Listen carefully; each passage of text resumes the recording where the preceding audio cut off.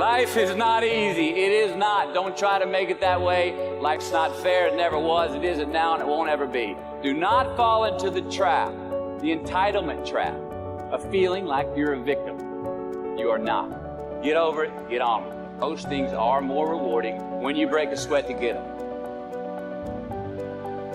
We overanalyze because we're unsure. Time costs lives. Growth only comes through pain. No pain, no gain. It's the same in life. Tough love gets the job done. Now, why do you pursue things that scare you? Why seek the role that's hard? Because it costs me something. Because it costs. It comes with a price. It's not really a risk unless you lose the fight. But when you do, you get stronger. You get more aware. You get more respectful of yourself and that which you fear. It's all in the mind. Excuses sound best to the people that's making them up. You got every excuse in the world because you have convinced yourself that everything is wrong, everything is negative, and nothing will change. And guess what? It won't change. Change your mind, and it will change your life. It's bloody hard to be a high-performance person.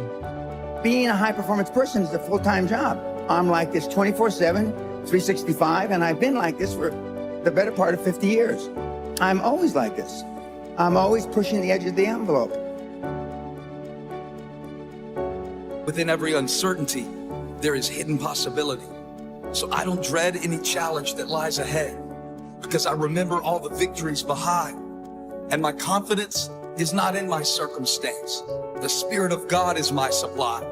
I'm steady under pressure and I'm ready for whatever, because whatever comes my way today, the outcome is I overcome. Most people procrastinate because they're unsure, so just do it. Efficiency, accountability. If you want $1 million, you'll make $1 million. Service and the significance that you bring to your service is that which is lasting. Here's the key. Learn from every mistake. The real truth is that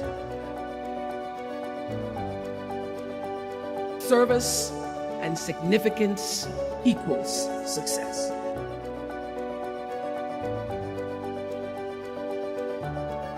If you want to find heaven, you must go through hell.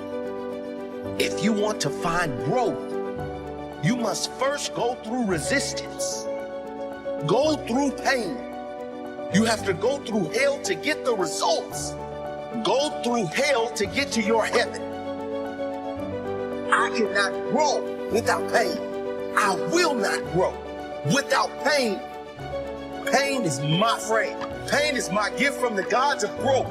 Pain is my employee. I order him to give me more. He isn't working hard enough. He must give me more in order for me to grow. See, sometimes we think the pain is what controls us. It's actually our subconscious mind. That if we ever tap into that, that's what dictates most of our lives. Because see, pain is tricky. Because if you don't control pain, it'll control you. Think about what we do the moment we feel that, right? It's back to the two sides of fate, the two sides of pain. See, at that point, I feel like a victim.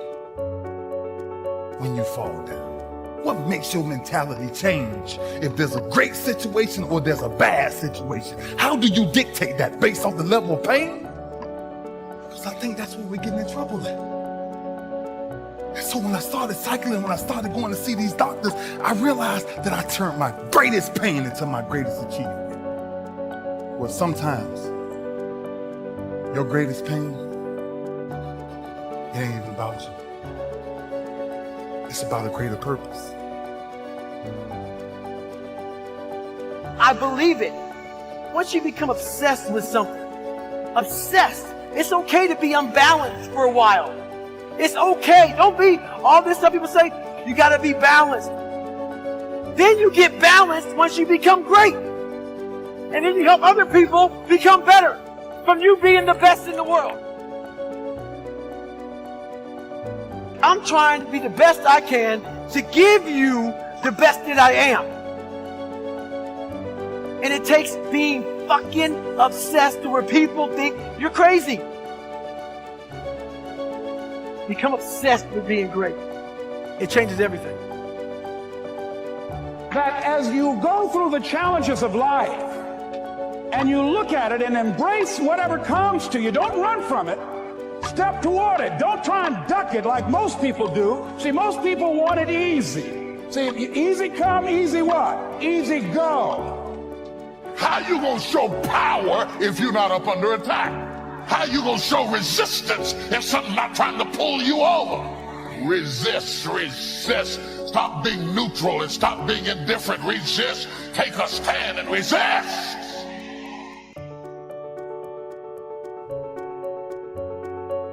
The last time I took an English class, my English teacher told me I was the weakest writer she ever met in her entire life. And the same year I took a speech class, and my speech teacher, he said, quote unquote, Ms. Nichols, I recommend you never speak in public, that you get a desk job. It was demotivated people, sad people, hurt people hurt.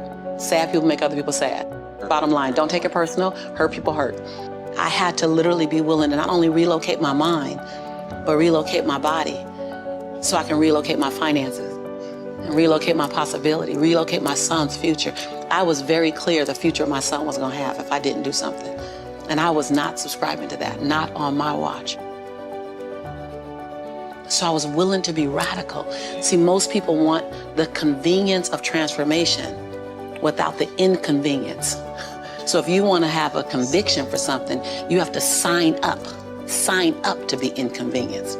We're trying to find convictions and passion and breakthrough on the inside of our box. Well, when you realize that the box doesn't even exist, and so when you start thinking like that, all of a sudden, everything is possible. So I disrupt people when I say, you want to make me extraordinary, because it lets you off the hook. What if you do? What if the God that we call God, the divine, whatever your faith is, what if there's no partial? It's not going to give me a hookup and not give you one. Not going to give me an opportunity and not give you one. I'm just not going to stop because I believe all things are available to us. I'm just willing to go after them. Are you willing? And then that is so disruptive because then you got to make a decision. Because it's easier to live inside the parameters of, well, as a black woman, well, as born and raised in South Central, well, I'm dyslexic. I wrote 7 books, I'm dyslexic. I'm not perfect. What I do really well is I manage my imperfection well. And so we're all waiting for perfect. It's an illusion that will never come to you, and it's an excuse to never show up and play. Your story is not meant to be your fortress. Your story is meant to be your fuel. This is quite a young audience, and I think the reality is the thing that I spend most of my time on is trying to get people to understand that patience is a very important variable of success, and more importantly, that I believe the far majority of people in this room do not have a great relationship with time. I am fascinated by people in this room who are stressed at the ages of 18 and 22 and 25 and 29, like they're running out of time. How many people, by show of hands, are under 30 years old? So for me, as you can imagine, when I see all those hands go up, you can put your hand down. Yeah, you're good. Okay, good.